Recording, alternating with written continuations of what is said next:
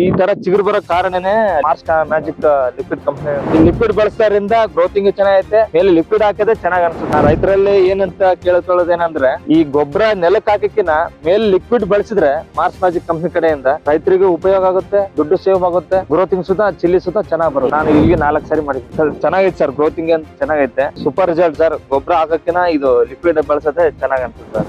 ಇಷ್ಟೊಂದು ಗ್ರೋತ್ ಸುತ್ತ ಇದ್ದಿಲ್ಲ ಸರ್ ಮೊದ್ಲಿಗೆ. ಆ ತರ 2 ಸಾರಿ ಸ್ಪ್ರೇ ಮಾಡಿದ್ಮೇಲೆ ಈ ತರ ಕಾಯಿ ಬಂದಿದೆ ಸರ್. 3 ಸಾರಿ ಸ್ಪ್ರೇ ಮಾಡಿದ ತಕ್ಷಣ ಈ ತರ ಕಾಯಿ ಸೆಟ್ ಆಗಿದೆ. ಕಾಯಿ ಸುತ್ತ ಲೆಂತ್ ಇದೆ, ಹುಂಡು ಜಿಂಕು ಈ ತರ ಯಾವ್ದೊಂದು ಹುಳ ಯಾವ್ದೇ ತರ ಇಲ್ಲ, ಬೆಂಡಿಲ್ಲ, ಕೊಂಡಿ ಇಲ್ಲ ಸರ್. ಚಿಕ್ಕ ಗಿಡಕ್ ಸುತ್ತ ಈ ತರ ಕಾಯಿ ಇಡ್ಬೇಕು. ಖರ್ಚು ಕಡಿಮೆ ಸರ್, 15 ರಿಂದ 20 ಸಾವಿರ ಮಿಗುಳುತ್ತೆ.